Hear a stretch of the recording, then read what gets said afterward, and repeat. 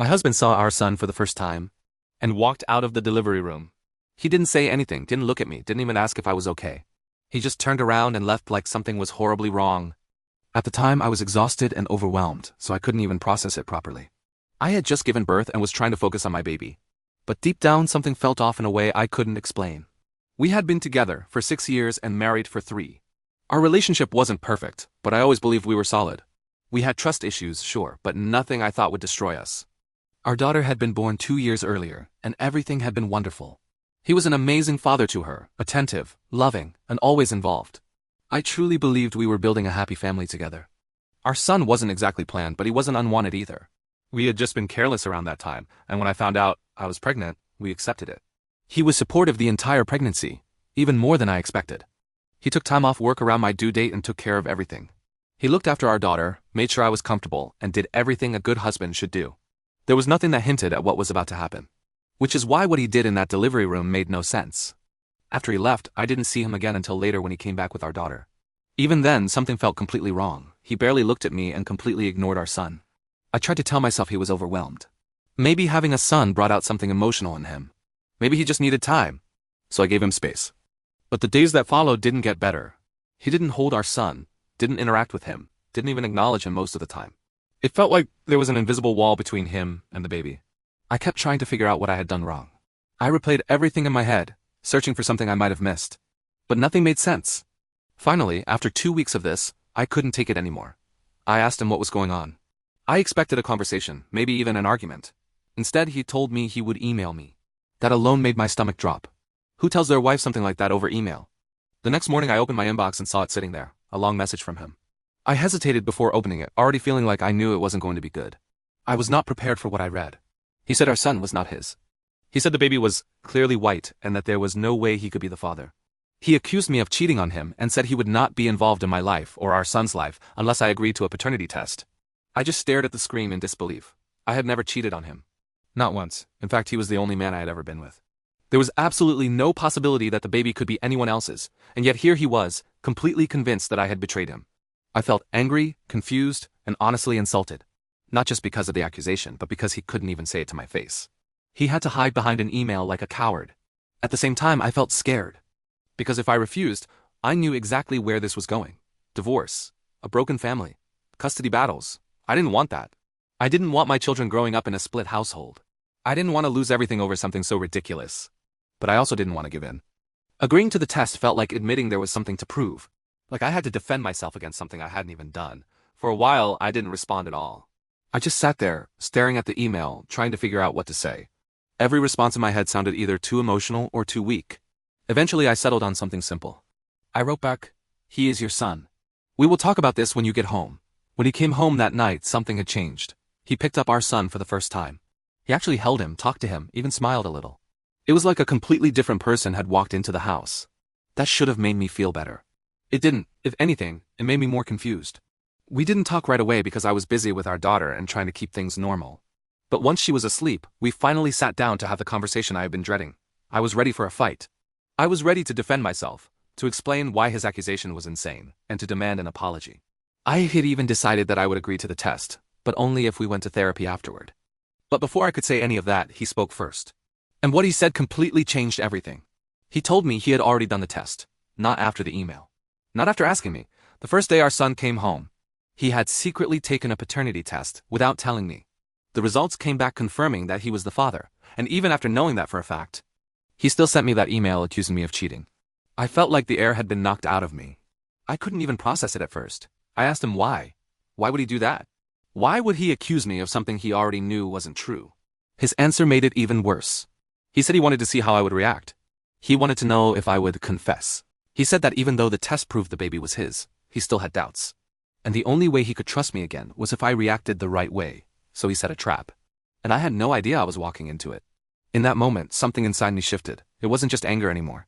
It was something deeper, because this wasn't about insecurity or fear. This was calculated. He had planned it. He had tested me like I was some kind of suspect instead of his wife. And the worst part was how calm he seemed while explaining it. Like it all made perfect sense. Like what he did was reasonable. I realized then that this wasn't just a misunderstanding. This wasn't just a moment of doubt. This was something much bigger. And I had been ignoring the signs for a long time. But now I couldn't ignore them anymore. After he told me about the test, I just sat there in silence. I kept waiting for him to realize how insane it sounded and apologize properly. But instead, he acted like everything made sense.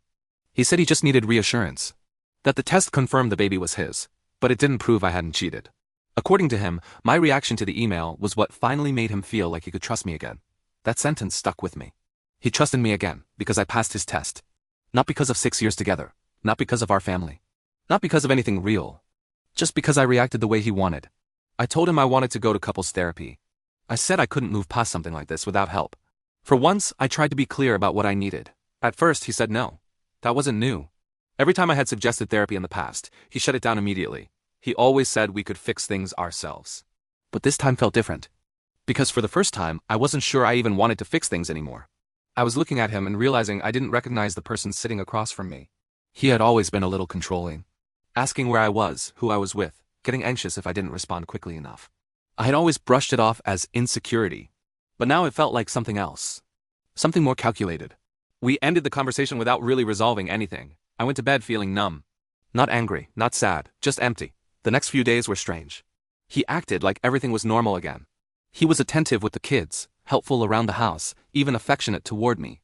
But it felt too late. Every time I looked at him, all I could think about was what he had done. The test, the lie, the way he tried to trap me. I couldn't unsee it. A few days later, he apologized. He said he could see how much he had hurt me. He admitted that what he did was wrong and that he hadn't thought it through properly. And then finally, he agreed to therapy. I said yes. But something inside me had already changed. We went through the holidays like everything was fine. Smiling in front of family, taking pictures, pretending nothing had happened. But inside, I felt disconnected from everything. I couldn't look at him the same way anymore. Therapy started, but it didn't fix things the way I had hoped. If anything, it made things clearer. The more we talked, the more I started noticing patterns I had ignored before. His need for control. His constant monitoring. The way he framed everything as my fault when something went wrong. I started remembering things I had dismissed. The way he didn't like me going out alone. The way he questioned who I talked to. The way he made small comments that slowly chipped away at my confidence. At the time, none of it felt serious. Now it all felt connected. The accusation about our son wasn't an isolated moment. It was just the most extreme version of something that had been there all along. As therapy continued, his behavior didn't really improve. He would agree with things in sessions, but once we got home, it was like nothing had changed. The same patterns would repeat, just slightly adjusted. It became exhausting. I started feeling like I was constantly trying to prove myself. Prove my loyalty, prove my honesty. Prove that I wasn't doing anything wrong. And no matter what I did, it never felt like enough. At some point, I realized I wasn't just trying to fix our marriage anymore, I was trying to survive it. That realization scared me more than anything else. Because it meant I had to face a truth I wasn't ready for. This wasn't going to get better. Eventually, he started skipping therapy sessions. At first, he had excuses. Work, stress, scheduling conflicts. Then he just stopped going altogether. I kept going for a while on my own. And that's when things really started to change. Without him there, I was able to speak more freely. To actually process what had been happening without feeling like I had to defend myself. And slowly, I started to see things more clearly. This wasn't just a bad situation. It was an unhealthy one. The more space I got, the more I started to feel something I hadn't felt in a long time. Relief. Not being constantly questioned. Not having to explain every little thing. Not walking on eggshells. It felt peaceful. Around that time, I told his mom what had been happening. I was nervous about it, but I felt like someone needed to know. She listened, tried to talk to him, tried to get him to understand. It didn't work. Instead, he got worse. More distant, more unpredictable, less interested in fixing anything. And then one day, he left. No big conversation. No final argument. He just moved out. And after that, he disappeared. No calls, no messages. No attempts to see the kids. Nothing. At first, it felt surreal. I kept expecting him to come back. To show up at the door and act like everything was normal again. But he didn't. The days turned into weeks. Weeks turned into months. And slowly, something unexpected happened. I started to feel better. At first, it was small things. Being able to go to the store without explaining myself. Talking to friends without feeling guilty. Having control over my own time. Then it became bigger. I got a job. I started rebuilding relationships with my family. I created a routine that didn't revolve around his moods. The more time passed, the more I realized how much I had been minimizing everything. Because he never hit me. He never screamed. He never did anything that felt obviously abusive. But the way he treated me, it still broke me down, just in quieter ways. And once I was out of it, I could finally see it clearly. My kids are doing well now. My daughter misses her dad sometimes, which is hard to see. But I know she's better off growing up in a stable environment. His mom is still in their lives, which helps. As for me, I feel free. It took a long time to get here, but now that I know I would never go back.